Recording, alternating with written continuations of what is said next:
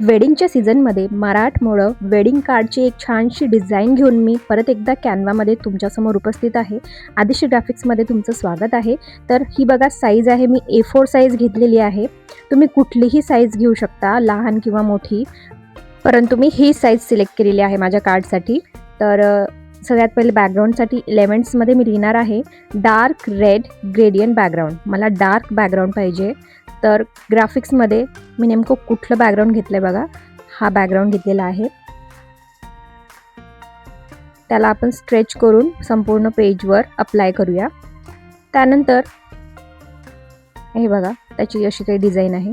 अपलोडमध्ये मी already काही elements upload करून घेतलेले आहेत जे आपण या कार्डसाठी वापरणार आहोत. तर हा बघा, हा आहे स्क्रोल कार्ड, याला बोलतात स्क्रोल कार्ड. हा तुम्हाला गुगलवर किंवा पिंटरेस्टवर इझिली अवेलेबल होतो आणि इथे एलिमेंट्समध्ये देखील आहे. तर इथे जर आपण लिहिलं स्क्रोल कार्ड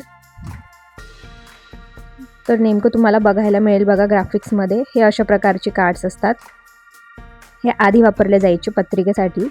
तर याचंच छानसं मला थोडं व्हर्जन पाहिजे होतं म्हणून मी गुगलवरनं घेतलेला आहे हा, किंवा पिंटरेस्टवर पण हे इझिली मिळतं.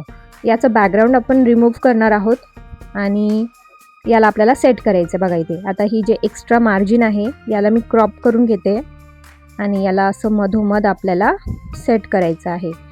याच्यावर देखील एक डिझाईन येणार आहे आणि त्याच्यावर आपलं सगळं पत्रिकेचा जे काही आपण लिहितो पत्रिकेमध्ये ते सगळं येणार आहे. ठीक आहे, तर याला आपण असं सेट करून घेऊ की वर आणि खाली थोडीशी जागा राहिली पाहिजे. काही एलिमेंट्स इथे ॲड करायचे. आता परत आपण अपलोडमध्ये जाणार आणि तिथे नेमकं त्यावर कोणती डिझाईन आपल्याला ठेवायची बघा, हा एलिमेंट आपल्याला त्याच्यावर प्लेस करायचा आहे. याचा देखील बॅकग्राऊंड रिमूव्ह करून घेऊ आणि ही जी डिझाईन आहे ना, ही देखील एलिमेंटमधूनच घेतलेली आहे. ही इझिली सापडते आपल्याला कुठेही. आता हे जे बाजूला त्याचे जे फ्लावर दिसत आहेत ना, ते आपण नंतर कट करून घेऊ. यांना मी दोघांना ग्रुप केलं, मागच्या स्क्रोल कार्डला आणि या डिझाईनला, आणि व्यवस्थित आपण सेट करून घेऊ. आता जे काही लिहायचं आहे ते यावरतीच आपल्याला कॉपी पेस्ट करायचं आहे. त्यानंतर हे जे काही टिपिकल एलिमेंट्स आहेत जे कुठल्याही वेडिंगच्या कार्डवरती तुम्हाला दिसतात ते मी घेऊन आलेले आहे पिंटरेस्टवरून. नाही, हे कुठेही अवेलेबल होतात, हे इथे पण एलिमेंट्समध्ये आहेत. जसं स्नेह निमंत्रण, हा एक एलिमेंट मंत्र लिहिलेला.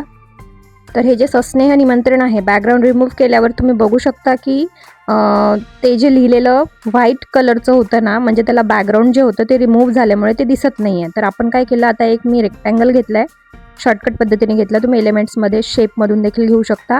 त्याला मी पांढरा रंग दिला आणि मला त्याला आता ह्या सस्नेह निमंत्रण टेक्स्टच्या एक्झॅक्टली मागे प्लेस करायचं आहे.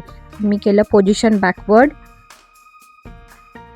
आणि या दोघांना आपल्याला आता ग्रुप करायचं आहे, पण ते लॉक झालेलं असल्यामुळे ते होत नाही आहे. तर पहिले आपण त्याला असं कॉर्नरला नेऊया या एलिमेंटला आणि या शेपला अनलॉक करू.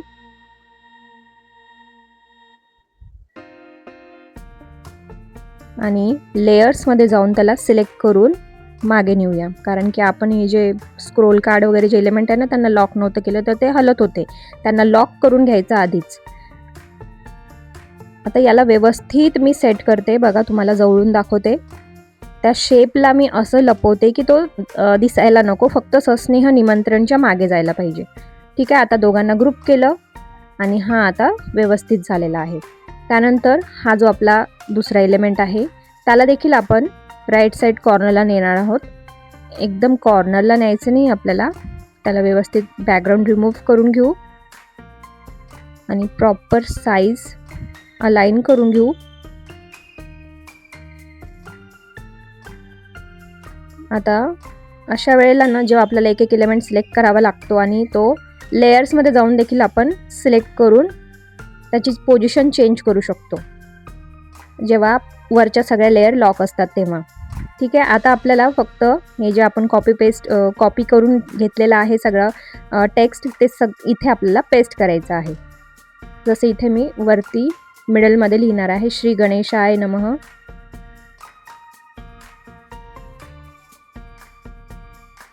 मधोमध त्याला आपण प्लेस करणार आहोत.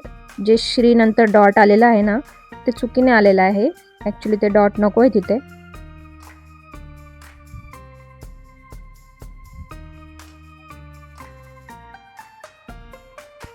सगळ्या गाईडलाईन्स आपण फॉलो करूया. ज्या आपल्या जे पिंक लाईन्स येतात ना, त्या आपल्याला गाईड करतात.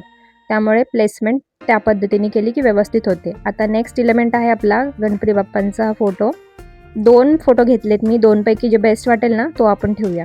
बॅकग्राऊंड रिमूव्ह केला. याला असं मधोमध इथे वरती कॉर्नरला म्हणजे मधल्या बाजूला आपण ठेवणार आहोत, डिझाईनच्या एकदम शेंड्यावर. तर हे 2 पैकी मी हा गणपती बाप्पांचा फोटो ठेवणार आहे, रेड कलरचा. त्यानंतरचा हा जो एलिमेंट आहे आता नावांचा, तर हे बघा फ्रेंड्स, हे ना मी ChatGPT कडून करून घेतलेलं आहे. त्याला मी सांगितलं की मला ब्राईड आणि ब्राईडग्रूमचं नाव मराठी स्टायलिश फॉन्टमध्ये लिहून दे, गोल्डन कलरमध्ये. तर त्यांनी मला हे छान असे नाव लिहून दिलेले आहेत. कारण की तुम्हाला माहितीच आहे की हा जो फॉन्ट आहे हा आपल्याला इथे कॅनवामध्ये तर अवेलेबल नाही आहे असा स्टायलिश फॉन्ट. त्यामुळे आपण अशा वेळेला ना AIची हेल्प घेऊ शकतो. तर मी ते ट्राय करून बघितलं आणि सक्सेस झालं. तर म्हटलं यालासुद्धा आपण असं इथे पत्रिकेत वापरू शकतो. 2 प्रकारचे नावं त्यांनी मला दिले. 2 थोडेसे स्लाइटली चेंज आहे, फक्त जास्त नाही आहे.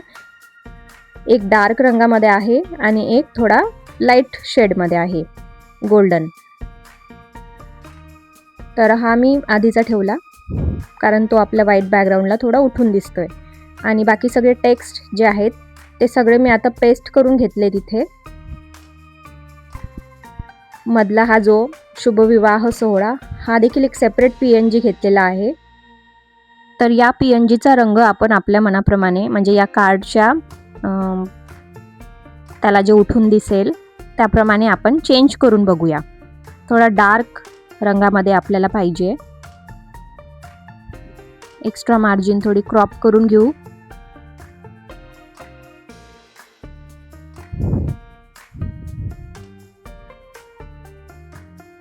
थोडा आणखीन डार्क होऊ शकतो. आणि या PNGंचा पण आपण कलर चेंज करू शकतो, जे आपण AI कडनं घेतलेलं आहे. तर तुम्ही देखील ही ट्रिक वापरून बघा. तुम्ही ChatGPT किंवा जेमिनी जे काही वापरत असाल ना, त्यालाच सांगा की आम्हाला असे फॉन्ट, त्याला फक्त नाव लिहून द्यायचं, कोणत्या नावाचा तुम्हाला स्टायलिश फॉन्ट हवा आहे. तर मी त्याला ह्या कार्डसाठी प्रथमेश आणि सायली हे नाव ऑलरेडी लिहून दिले मराठीत आणि म्हटलं की यांना जरा स्टायलिश फॉन्टमध्ये मला जनरेट करून दाखव. तर यांचं बघा मी थोडा कलर डार्क शेडमध्ये करते. हा परफेक्ट वाटतोय. हा उठून पण दिसतोय आपल्या व्हाईट बॅकग्राऊंडला. आता सगळे जे टेक्स्ट आहेत त्याच्यामध्ये हे जे महत्त्वाचे एलिमेंट असतात ना, आता हा जो एलिमेंट आहे जसं विवाहस्थळ आणि निमंत्रक हे जे नावं असतात कार्डमध्ये, त्यांना हायलाईट करण्यासाठी आपण असे हे छोटे छोटे एलिमेंट्स वापरू शकतो. हे जे बॅनर्स आहेत त्यांना बॅनर्स बोलतो आपण. तर हे एलिमेंट्समध्ये कॅनवाच्या इझिली अवेलेबल आहेत. तर तुम्ही चेक करून घ्या किंवा मग गुगलवर देखील सर्च करू शकता. वेडिंग कार्ड मटेरियल म्हणून सर्च केलं ना तर भरपूर मटेरियल आपल्याला तिथे मिळतं. आता यामध्ये मी हे जे काही हेडिंग आहेत, विवाहस्थळ आणि निमंत्रक हे लिहिलं. त्यानंतर बाकीचं जी नावं आहेत ती तिथे पेस्ट केली. आता बघा फॉन्टमध्ये देवनागरी म्हणून आपण जेव्हा सर्च करतो तेव्हा बरेचसे देवनागरीचे फॉन्ट आहेत. तर तिथून मी 2च महत्त्वाचे फॉन्ट्स घेणार आहेत, म्हणजे एक हेडिंगसाठी आणि एक सब हेडिंगसाठी. तर जे आपले हे सब हेडिंग्स आहेत, नवरदेव नवरीच्या घरच्यांची जी माहिती आहे त्याच्यासाठी एक फॉन्ट आणि एक फॉन्ट असणार आहे हेडिंगसाठी. ॲट अ टाईम आपल्याला 2 किंवा 3 बस, जास्तीत जास्त तेवढेच फॉन्ट स्टाईल वापरायचे. जास्त वेगवेगळे फॉन्ट स्टाईल वापरले एकाच कार्डमध्ये तर ते अजिबात प्रोफेशनल दिसत नाही आणि चांगलेही दिसत नाही. त्यामुळे मी फक्त 2 प्रकारचे फॉन्ट वापरलेले आहेत. एक एक्झार म्हणून आहे, तुम्ही बघू शकता, आणि एक जो दुसरा असणार आहे ते पण बघूया. यांची साईज दोघांची प्रॉपर ठेवूया. ही पण सब हेडिंग आहे, याच्यासाठी पण तोच फॉन्ट घेतला आहे मी, बोल्ड करून घेतला त्याला. आणि ही जी हेडिंग आहे आता विवाहस्थळाची, त्याच्यासाठी आपण फॉन्ट शोधतोय. खूप चांगले चांगले फॉन्ट स्टाईल आहेत इथे मराठीतले. आणि खूप जुने आणि चांगले जे नेहमी वापरले जातात असे. जसा हा बघा यात्रा वन, तर हा बोल्ड हेडिंगसाठी वापरला जातो. तर हा फॉन्ट मी घेते हेडिंगसाठी आणि निमंत्रकासाठी देखील, म्हणजे समस्त रेवणे परिवार जे मी लिहिलेलं आहे ते. आता यांचा रंग आपण चेंज करू जेणेकरून ते थोडं व्यवस्थित दिसतील उठून. इफेक्ट्स ॲड करून घेऊ त्यांना उठून दिसण्यासाठी.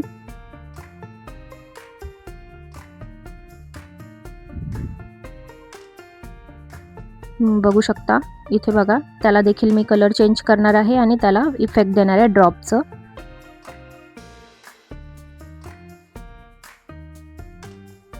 याला देखील सेम करूया.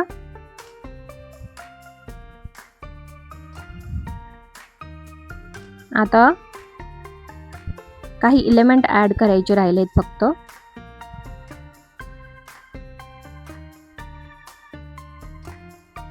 तर कपलचा फोटो आपण ॲड करणार आहोत. इथे बघा मराठी वेडिंग कार्ड आहे, त्यामुळे मला मराठी गेटअपमधलं कपल पाहिजे होतं. तर ते तुम्ही गुगलवर सर्च करू शकता किंवा पिंटरेस्टवर बेस्ट फोटोज मिळतात तिथे. या कार्डचे 2 व्हर्जन मी रेडी करणार आहे. एकामध्ये मी कपल घेतलं आहे आणि एकामध्ये आपण एक दुसरा एलिमेंट वापरणार आहोत. आणि हा बघा हळदी कुंकूचा, ही एक PNG आहे. त्यानंतर ही एक PNG आहे. याचा बॅकग्राऊंड रिमूव्ह केला, आजूबाजूची बॉर्डर कट केली, क्रॉप करू त्याला. या कॉर्नरला आपण त्याला असं स्लाइटली असं टिल्ट करू आणि प्लेस करू. थोडी त्याची साईज मोठी केली.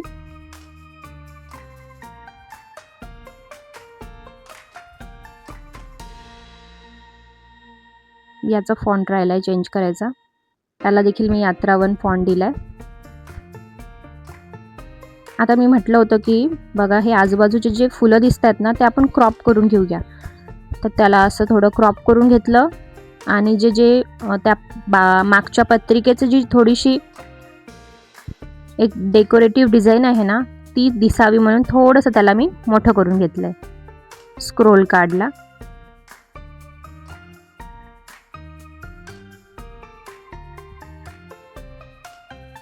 ते जे लटकणारे ते जे आहे ना, त्याला आपण काय बोलतो, तर त्याला दिसावं म्हणून मी थोडा स्क्रोल कार्डचा साईज मोठा करून घेतलाय.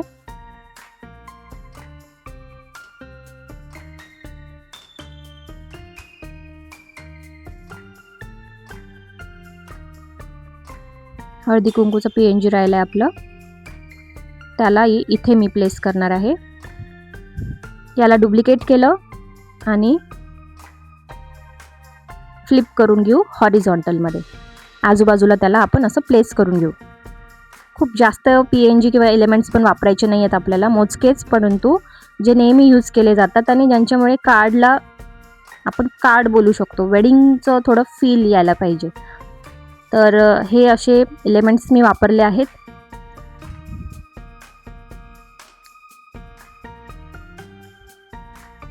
आता फक्त थोडा कलर चेंज करून बघते मी. ज्यामध्ये आपण लिहिलेला आहे ना, तो जो व्हाईट बॅकग्राऊंडची डिझाईन आहे ना, त्याच्या बॉर्डरला थोडंसं मी ब्राईट येलो रंग किंवा ऑरेंज कलर देऊन बघते. आणि या ज्या हेडिंग्स आहेत विवाहस्थळ आणि निमंत्रक, त्या बॅनरचा देखील थोडा कलर चेंज करून घेतला. तर रेडी झालं आहे आपलं हा वेडिंग कार्डचं डिझाईन. आणि तुम्हाला बोलल्याप्रमाणे मी इथे नवरदेव नवरीचं फोटो काढून एक दुसरं एलिमेंटसुद्धा वापरून बघितलं, म्हणजे एक दुसरं व्हर्जन देखील तयार करून बघितलं. तर तुम्ही मला कमेंट करून नक्की कळवा तुम्हाला कोणतं व्हर्जन आवडलं आहे.